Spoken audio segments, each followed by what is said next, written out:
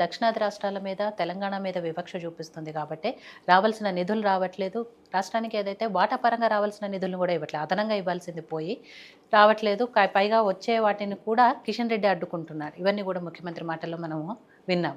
So, ఇవాళ గూడా జలశక్తి మంత్రితో కలిసారు కాబట్టి, సరే ఆ మీటింగ్‌లో ఏమొచ్చాయి అనేది మీకేమైనా ఐడియా ఉందా? అంటే ముఖ్యమంత్రులు రాష్ట్రాలకు సంబంధించినటువంటి ముఖ్యమంత్రులందరూ కూడా హ్మ్. ఇది ఒక డెమోక్రసీ ప్రజాస్వామ్యంలో ఉన్నటువంటి మన దేశం.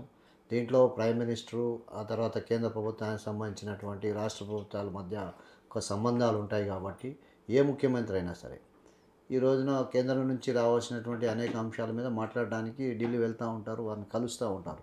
That is natural. కాకపోతే ఇక్కడ వచ్చేసరికి కాంగ్రెస్ పార్టీ మరి గతంలో కూడా అధికారంలో ఉన్నది. హ్మ్. గతంలో ఉన్నప్పుడు కూడా దీనికి సంబంధించినటువంటి ఇక్కడ అధికారంలో ఉంది రాష్ట్రంలో కూడా. మరి ఆ రోజుల్లో మరి ఏ విధమైనటువంటి డెవలప్మెంట్ చేశారు? ఇంకా ఎందుకు ఇది అదే విధంగా ఇప్పుడు వాటర్ సమస్యకు సంబంధించినటువంటి విషయం కానివ్వండి, రాష్ట్రాన్ని విడగొట్టినప్పుడు ఈ అంశాలన్నీ పరిశీలించి వాటిని పరిష్కారం చేసి తర్వాత రాష్ట్రాన్ని డివైడ్ చేయాలనేటటువంటి ఆలోచన ఆ రోజు కాంగ్రెస్ ప్రభుత్వానికి ఉండుంటే ఈ యొక్క సమస్యలనేవి వచ్చేవి కాదు. ఇవి వచ్చిన తర్వాత వాటిని మరి సానుకూలంగా, సామరస్యంగా ఏ రాష్ట్రానికి, ప్రజలకు ఎక్కడ కూడా ఇబ్బంది కాకుండా వాటిలన్నిటిని కూడా మనం పరిష్కారం చేసుకోవాల్సినటువంటి అవసరం ఉంటుంది. హ్మ్. కాబట్టి దాని వలన ఉంటుంది.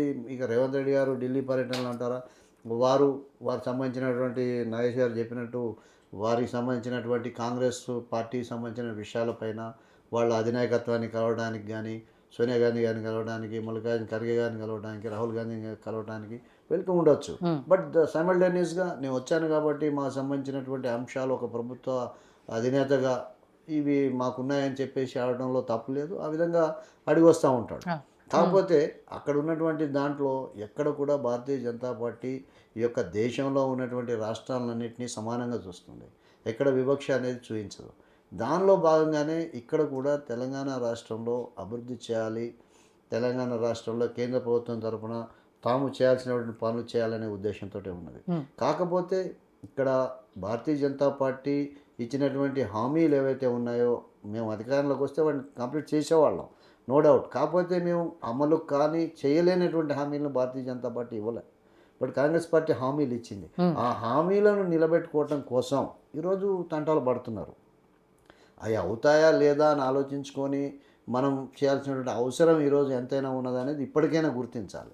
మనం ప్రజల్ని ఆ రోజుకి చేయించుకోవడానికి, ఓటు వేయించుకోవడానికి మనం రకరకాలుగా మాట్లాడటం వలన వచ్చేటటువంటి ఇబ్బందులే ఇవన్నీ. ఢిల్లీ పర్యటన కానీ ఇంకోటి కానివ్వండి. మనం చేయగలిగినటువంటి మనం పెట్టుకుంటే అవన్నీ వచ్చేవి కాదు. భారతీయ జనతా పార్టీ చాలా చిత్తశుద్ధితోటి ఈ రోజున పనిచేస్తూ ఉందండి. ఇక్కడ కూడా మనం చూసుకుంటే ఈ రోజున నేను తాజా ఉదాహరణ కూడా చెప్తాను. ఎయిర్పోర్ట్ హ్మ్. ఈ రోజున వరంగల్కి సంబంధించినటువంటి ఎయిర్పోర్ట్ విషయంలో కూడా ఎన్నోసార్లు మేము ల్యాండ్ సంబంధించినటువంటి దాన్ని మీరు అది చేస్తే ఎయిర్పోర్ట్ కేటాయిస్తా అన్నాం. మొత్తానికి ఎట్టకేలకి రాష్ట్ర ప్రభుత్వం కదిలిన తర్వాత ఈరోజు ఎయిర్పోర్టు ఇవ్వటం జరిగింది. అది మేమిచ్చాము అని వాళ్ళు కాంగ్రెస్ పార్టీ నుంచి చెప్పుకోవటం అనేటటువంటిది అది కరెక్ట్ కాదు. కేంద్రం ఇచ్చింది, that is clear. BJP party ఇచ్చింది అనేటటువంటిది. హ్మ్. సో అట్లా ఇంకా దీనికి సంబంధించిన రైల్వే స్టేషన్స్ అన్నిటినీ కూడా డెవలప్మెంట్ చేయటం. ఈ రోజున అన్ని రైల్వే స్టేషన్లకు నిధులు కేటాయించేస్తున్నాం కేంద్ర ప్రభుత్వానికి సంబంధించినటువంటి హ్మ్. సంస్థల్లో. అదేవిధంగా నేషనల్ హైవేస్ చేస్తున్నాము. ఈరోజు మూసి సంబంధించినటువంటి దాని విషయంలో అడిగారు. కాకపోతే దానికి సంబంధించినటువంటి ఏం చేయబోతున్నారు, ఏంటి, ఏం కావాలి అనేటటువంటిది ఇక్కడ పత్రికల్లో వాటిల్లో చెప్పుకోవడం తప్పిస్తే అక్కడ సమగ్రమైనటువంటి డిపిఆర్ తోటి వాళ్ళ ప్లాన్ తోటి కేంద్ర ప్రభుత్వాన్ని కలవాలి. లేఖలు రాస్తే సరిపోదు. దానికి సంబంధించినటువంటి ప్రభుత్వం అధికారికంగా హ్మ్. ఇది చేస్తున్నామని చెప్పేసేటువంటిది ఇవ్వాల్సినటువంటి ఉండదు. అదేవిధంగా మెట్రో రైలు అంటారా, ఫస్ట్ ఫేజ్లో 1250 కోట్ల రూపాయలు కేంద్రం కేటాయించి ఫస్ట్ ఫేజ్ని కంప్లీట్ చేసింది. రాష్ట్రాలు కూడా దానికి అదేవిధంగా 50% నిధులు ఇవ్వాల్సినటువంటి అవసరం ఉన్నది. ఈ రోజున మెట్రో రైలు సంబంధించి వీళ్ళు తీసుకుంటున్నటువంటి దాంట్లో ఈ రోజున ల్యాండ్ దీనికి సంబంధించి కానీ అక్కడ ఉన్నటువంటి ప్రాపర్టీస్ల విషయంలో కానీ ఇవన్నిటి కూడా వాళ్ళ విధానం ఈ విధంగా ఉన్నదని వాళ్ళ నిధులు కూడా ఈ రోజున రాష్ట్ర ప్రభుత్వం నిధులు కూడా పెట్టుకోవాలి. హ్మ్. కేంద్ర ప్రభుత్వం ఇస్తుంది. ఎప్పుడు నువ్వు అన్నీ దాన్ని మొదలుపెట్టుకొని రెడీ చేసుకుంటే డెఫినెట్గా దాన్ని కేంద్ర ప్రభుత్వం ఇస్తుంది. ఇంకోటి దీనికి సంబంధించినటువంటి విషయాల్లో ఇప్పుడు RRR రీజనల్ రింగ్ రోడ్ ఉంది. ఆ! రీజనల్ రింగ్ రోడ్ విషయంలో కూడా కేంద్ర ప్రభుత్వం క్లియర్గా ఉన్నది. హ్మ్. మా కేంద్ర మంత్రులు, రాష్ట్రానికి సంబంధించినటువంటి కేంద్ర మంత్రులు కానీ అక్కడ కేంద్ర ప్రభుత్వం కానీ క్లియర్గా ఉంది. మేము చేయడానికి రెడీగా ఉన్నాం, దానికి ఫండ్స్ ఇవ్వడానికి రెడీగా ఉన్నాం. దాన్ని ల్యాండ్ పూలింగ్ చేయండి, ల్యాండ్ పూలింగ్ చేయండి. దానికి ఎటువంటిది మనం ప్రణాళిక లేకుండా మనం చేయకూడదు. అదే లాస్ట్ టైం ప్రధానిని కలిసినప్పుడు రేవంత్ రెడ్డి గారు ఇదే RRR మెట్రో దాని గురించే మాట్లాడారు. అంటే ల్యాండ్ పూలింగ్ చేయకుండానే మరి మోడీ గారితో ఆయన ఏం మాట్లాడారు? అదే మరి ఇప్పుడు వెళ్ళి అక్కడ ఉన్నటువంటి ఒక లేఖ ఇవ్వడం, మాకు దీనికి సంబంధించినటువంటి రింగ్ రోడ్డుకి మీరు నిధులు కేటాయించండి అని చెప్పేసి ఒక లేఖ అందించడం, రికమెండేషన్ ఇవ్వడం తప్పిస్తే దాని సమగ్రమైనటువంటి ఒక రిపోర్టు గవర్నమెంటు అఫీషియల్గా తయారు చేసి కేంద్రానికి ఇవ్వాల్సి ఉంటుంది. ఏం చేయబోతున్నాం అన్నట్టు అది ఇంతవరకు మనకు ఇవ్వరు. మరి భారతీయ జనతా పార్టీ ఈ రోజున రామగుండంలో ఫర్టిలైజర్ ఫ్యాక్టరీ పెట్టింది, వరంగల్లో కోచ్ ఫ్యాక్టరీ పెట్టింది, అదేవిధంగా పసుపు బోర్డుని ఏర్పాటు చేసింది. ఒక్కటి కాదు, ఇట్లా చెప్పుకుంటూ పోతే చాలా ఉన్నాయి. ఇప్పుడు చిన్న ఎగ్జాంపుల్ మీకు చెప్తాను. చర్లపల్లిలో ఒక అద్భుతమైనటువంటి రైల్వే స్టేషన్ని ఈరోజు నిర్మాణం చేశాం మేము. నిర్మాణం చేసిన తర్వాత అక్కడికి వెళ్ళటానికి చిన్న అప్రోచ్ రోడ్, చాలా చిన్నగా ఉంది అప్రోచ్ రోడ్. ఆ అప్రోచ్ రోడ్ని పెద్దగా చేసుకొని మనం వెళ్ళాల్సిన అవసరం ఉంది. అది రాష్ట్ర ప్రభుత్వ పరిధిలో ఉంది. అది చాలా చిన్నది, తక్కువ వ్యయంతో అయ్యేటటువంటి పని అది. కానీ ఇంతవరకు దానికి అప్రోచ్ రోడ్డుని క్రియేట్ చేయలేకపోయింది రాష్ట్ర ప్రభుత్వం. మరి ఇటువంటి విషయాలను కూడా మరి చేయలేనప్పుడు ఏ విధంగా మనం దీన్ని చూడాల్సిన అవసరం ఉన్నది.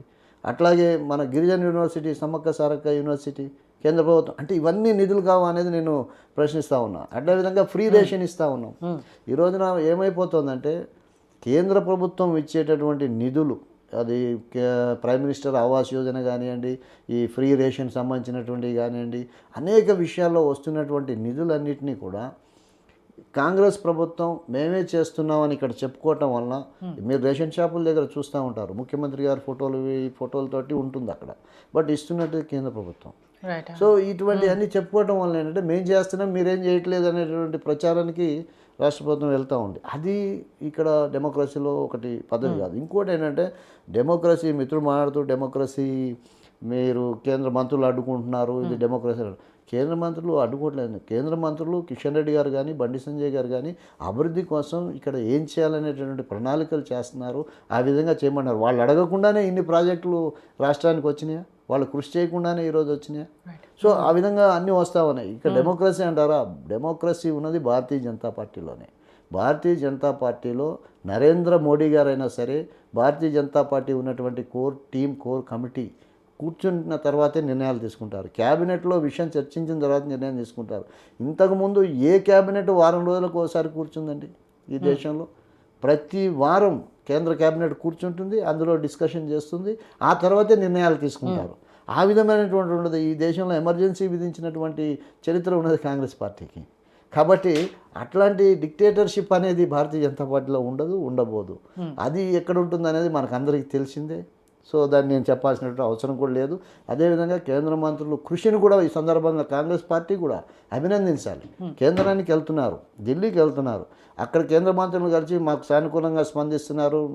నిన్న వనపర్తి సభలో కూడా రేవంత్ రెడ్డి గారు మాట్లాడుతూ మోడీ గారు సానుకూలంగా స్పందిస్తున్నారు, మోడీ గారు అభివృద్ధి చేయాలనే ఆలోచనలో ఉన్నారు అని చెప్తూనే ఇక్కడ కిషన్ రెడ్డి గారు, బండి సంజయ్ గారు మమ్మల్ని అడుగుంటున్నారు ఇక్కడ అనే విషయం చెప్తున్నారు.